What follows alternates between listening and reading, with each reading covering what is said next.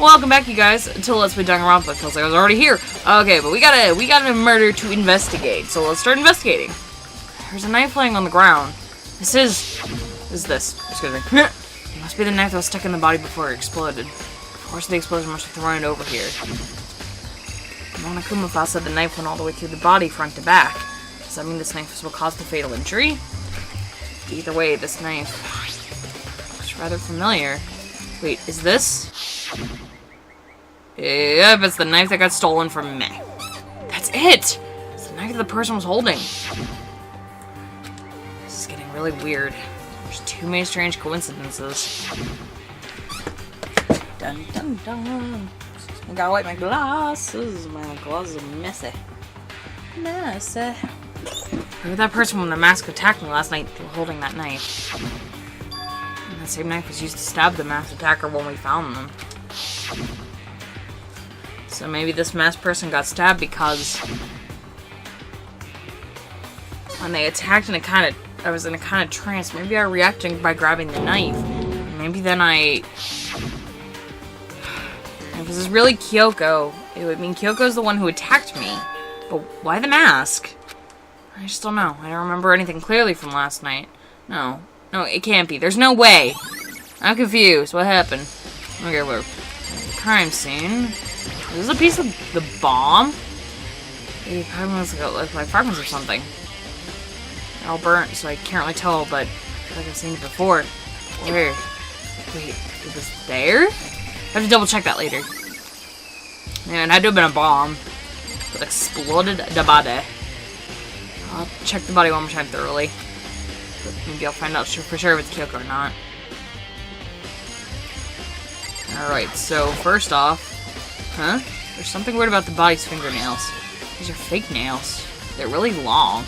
They seem like they get in the way of normal activity. Yeah. There's also something on the back of her right hand. Is that a tattoo? It got burned, so you can't make out the whole thing. It's like a picture of a dog or something. I've never seen anything like it. Good to know. Okay, so the body is wet, which obviously, I mean, we threw water on it. The upper half of the body got set on fire in the explosion, so it's totally blackened. The top half of the body is wet. It's because I got set on fire, I threw water on it. Since I only threw water on the part of the body that was on fire, the top half, the bottom half is still dry. In other words, there's nothing strange about the top half being wet. It isn't, right? Well, could be. The white jacket the victim wearing got totally burned up. There's only one little piece left. Or half the body didn't get wet at all. After the body blew up, the top half got set on fire, so I dumped a bucket of water on it, which explains why the bottom half isn't wet. There is something strange about that, right? Well, I don't know about that. I mean, depends on what time the body got here, I guess. This is the panel that controls the sprinklers. They're turned on every morning at 7 a.m. Wait, hold on. So the sprinkler is 7:30 each morning, right? Then if the body was here before them, the sprinkler should have gotten it wet, which would mean the murder would have taken place. But we don't know that yet, because if the body well, you know what, there is a case. Alright. I remember there were some chickens in the chicken coop. No! They killed a chicken?! Oh, that motherfucker. I count 4 chickens. Huh? 4? What's going on, Makoto? Oh, I'm glad you're here. Listen, do you remember how many chickens there were in here? Of course, there were precisely 5. Yeah, right? What's wrong? There's only 4 chickens in here now. We're 1 short. Huh? Ah! That's so weird. I wonder why it disappeared. It was just down here just before last night, and there were definitely 5 chickens then. What are we gonna do? We were going for 5 to 4 is gonna have an impact on our structure of the world. It's like a jigsaw puzzle. Even if a single piece disappears, the entire world will remain unfinished. And I did my best to ignore here and focus on the problem. And yeah, I understand. I really do. Why did one of the chickens disappear? Could it be related to the case? Yeah, it has to be. I bet that blood that was on that outfit is totally chicken blood. Just to be sure, I should take a look in the tool shed. Yes. This room is dusty and disorganized. In other words, a pretty stare. Oh, this is a tarp? Wait, there's a tarp. Was there a tarp in here? No, there was definitely not. I should probably look into that. Related to the case. Tarp. The top is wet and covered with mud and grime. The underside is totally clean and completely dry. Inside the tarp is wet and dirty. Something about that bothers me. Yeah. Okay. Well, there's one thing that concerns me.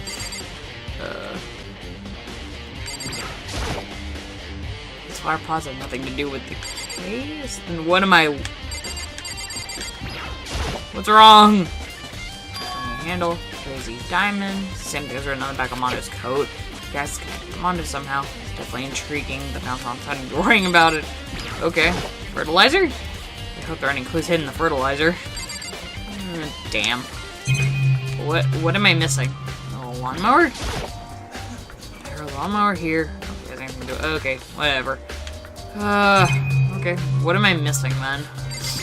What am I missing that I don't realize? Yeah, okay. Okay, so... Yeah. Okay, so it's just the tarp then. Okay, let's talk to everybody then, shall we? Hero? It's 11 o'clock right now. Okay, and? Oh, okay, I was thinking about when we first found the body. When the body was found, huh? I should look back on what I did this morning to help me remember when that was.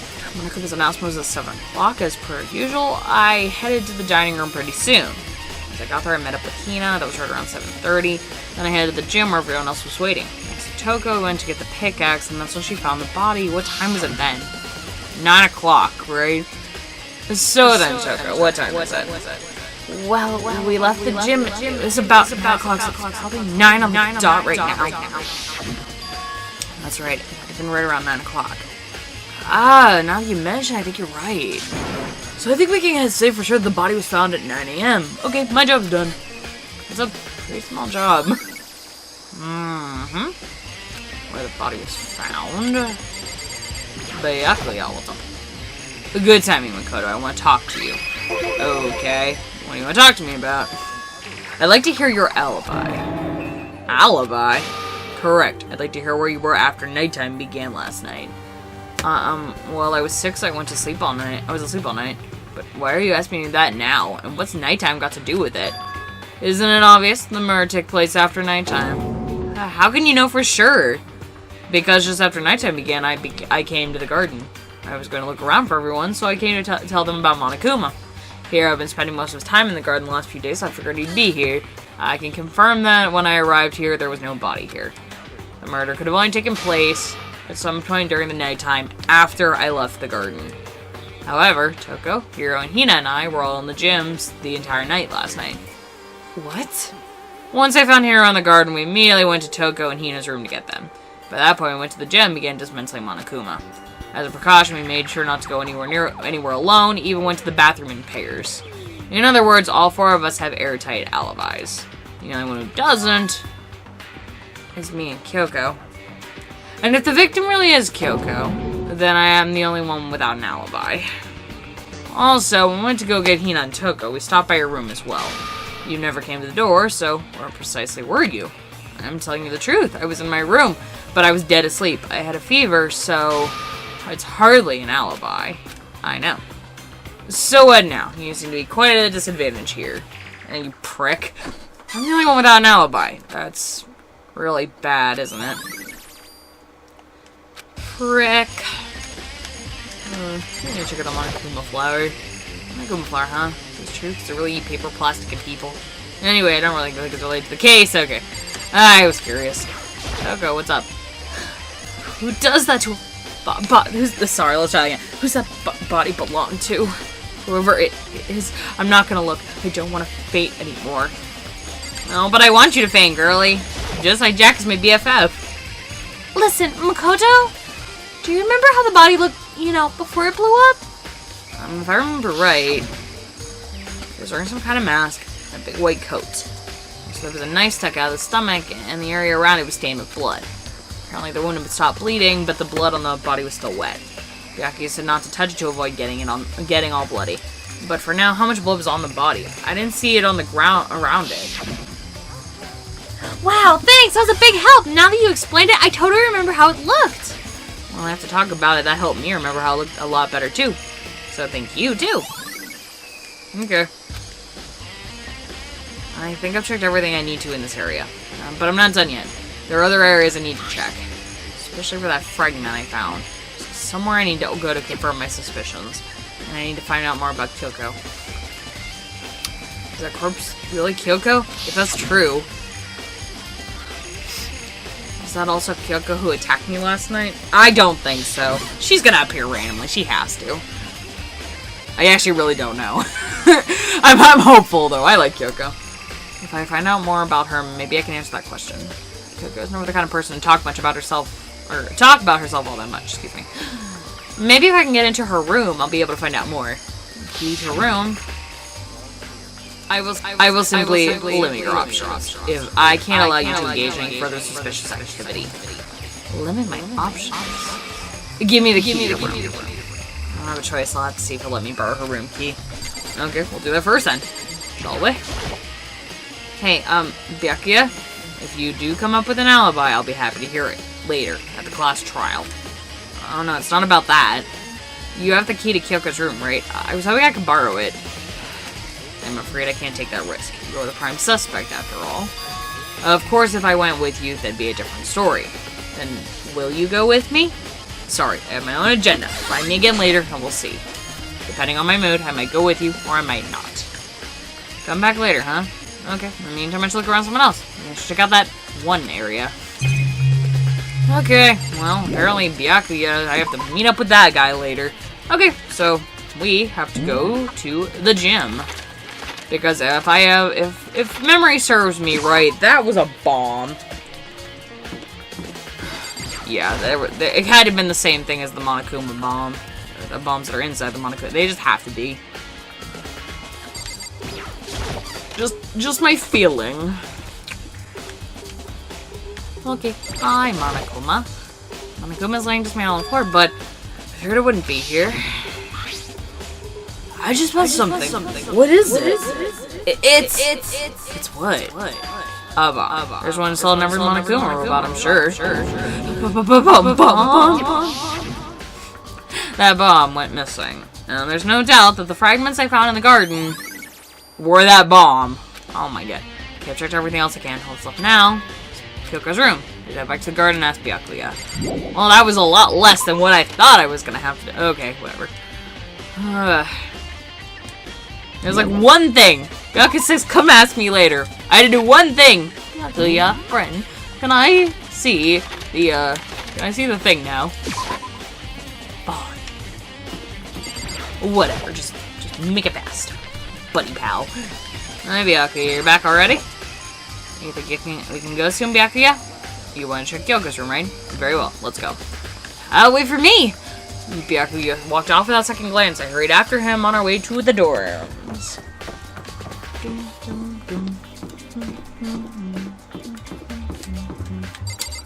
Friend?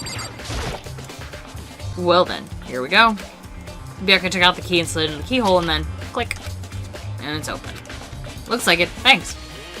Alright, let's go. Into Kyoko's room.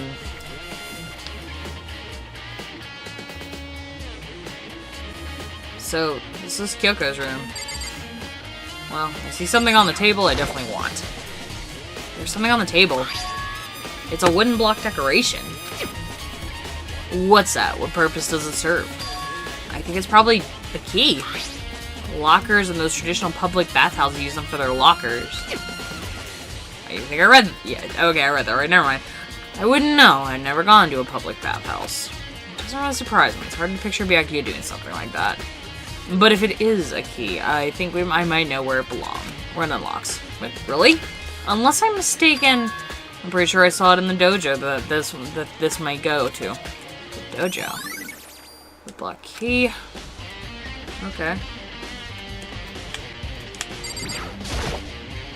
Here's her bed. I don't see anything interesting here, at least not as far as the gates are concerned. Bathroom.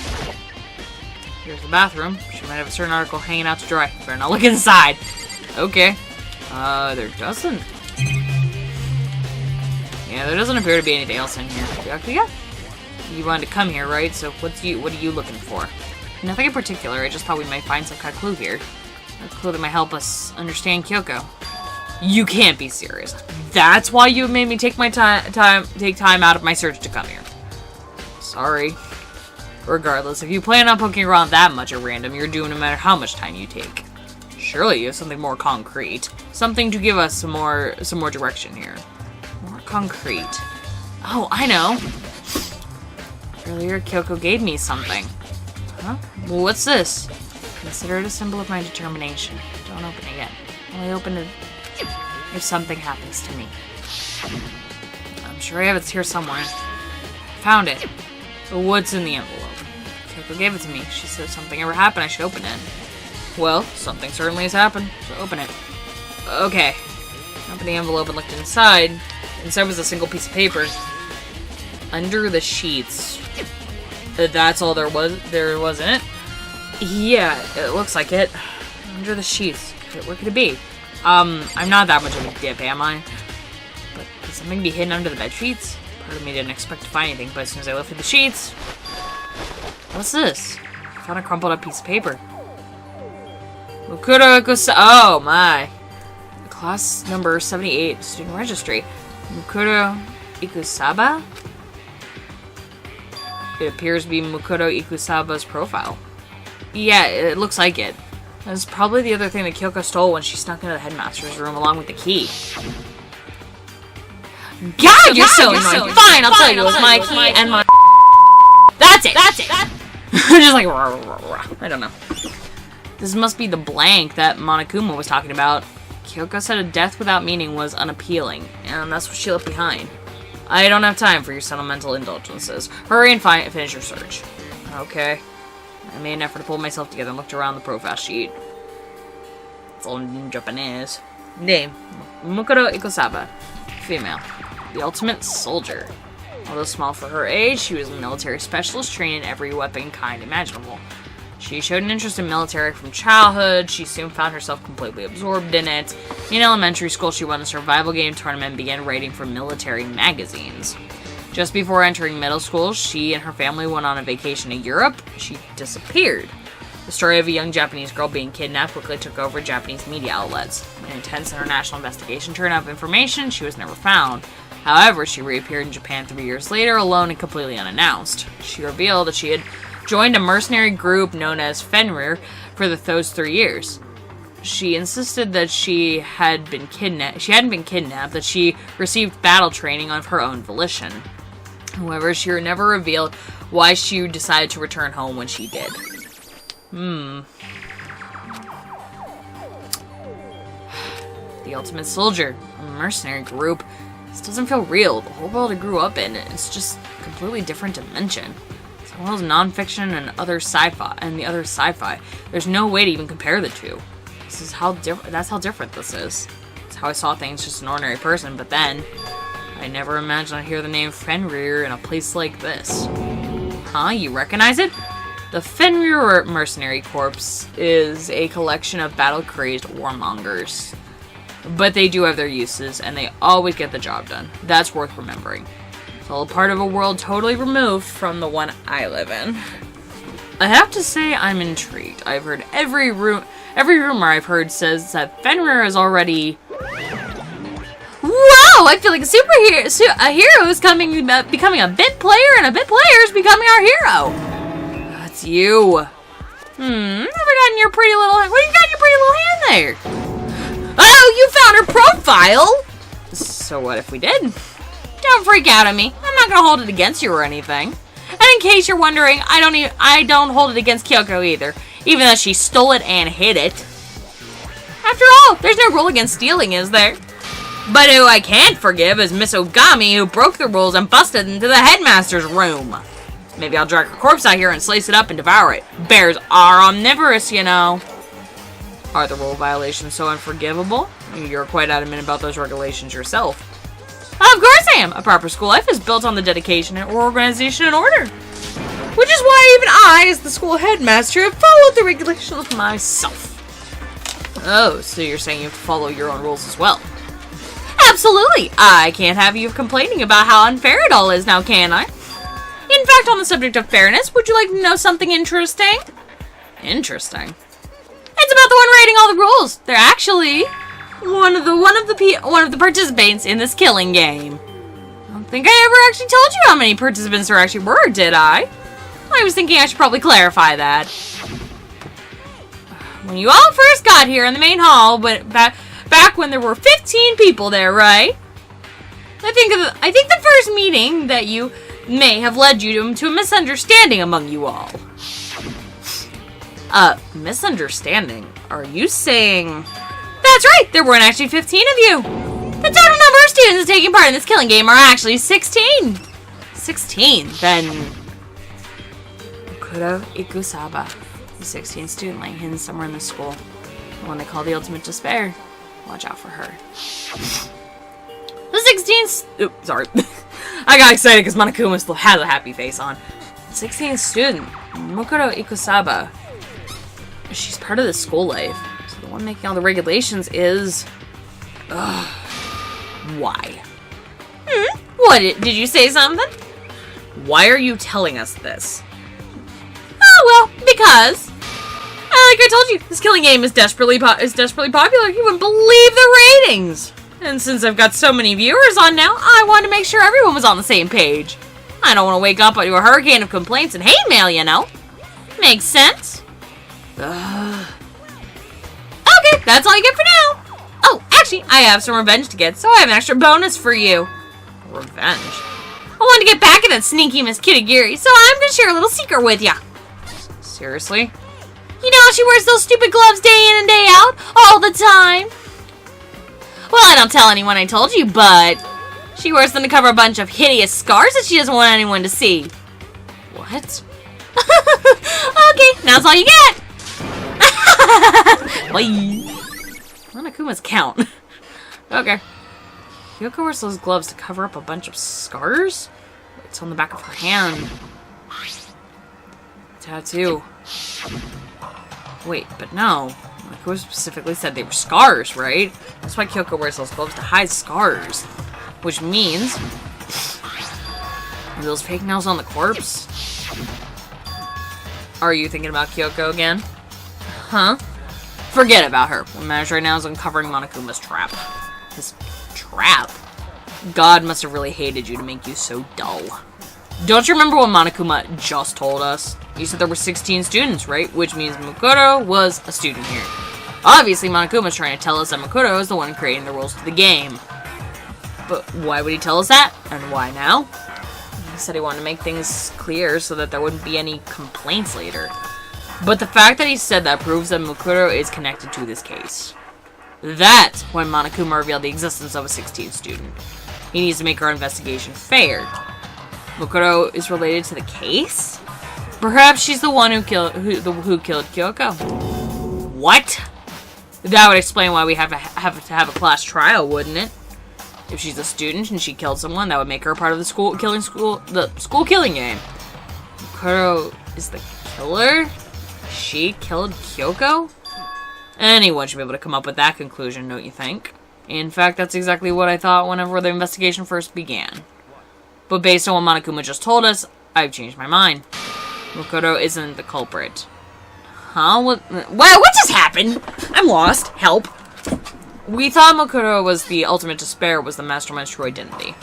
But if that's true, Monokuma's behavior makes no sense. Why would the mastermind go out of their way to reveal themselves to us? That's a good point. Mukuro giving us information that would raise questions about her would be bold, to say the least. It makes more sense, then, to assume that Mukuro isn't the culprit. So that's the trap. They want us to suspect Mukuro and come to the wrong conclusion. That's what makes sense to me. And the way you say it, it definitely seems possible. But if that's really true, if Mukuro isn't the killer, then who is? Well then, I believe our work here is finished. Let's move on. I'm sure there are other places that in need of investigation. I should find out if the key to the dojo and the dojo are really connected. Well, are you coming? Yes, Dad. Okay, let's go into the locker, shall we? There's wooden lockers here. They use wooden block keys, so these are like the super traditional public bathhouses. I can't find Kyoko's normally does go to one of these lockers. Makoto, do you see the locker furthest to the right? That's the one that doesn't have a key in it at the moment. You understand what that means, right? I should probably use the key that I found on the locker, right? Well, just try it. Okay. I took out the wood block key and inserted it into the metal lock, and click. The locker eagerly accepted the key, and it opened. Oh my. Arrows. There are lots of arrows in here. It looks like 10 arrows in total. They look like they're made of titanium, which means they're quite strong, despite how thin they are. Of course, without a blow, but they're nothing strong, but strong little sticks. Strong sticks. And I see something bloody on the ground. Oh, there's something else inside the locker. It's a wadded up ball of duct tape. I wonder what this was used for. Is that a blood stain? If it is, it means it can surely be related to the case. The duct tape is related to the case somehow? But how could it possibly be involved? I have a feeling it has something to do with this locker. Make up your own inferences about that. I don't know. That's all the locker has to offer us for now. Okay. Is something wrong? It's very odd, don't you think? The locker was hiding items that were clearly related to the case. But how did the key wind up in the victim's room? Or perhaps...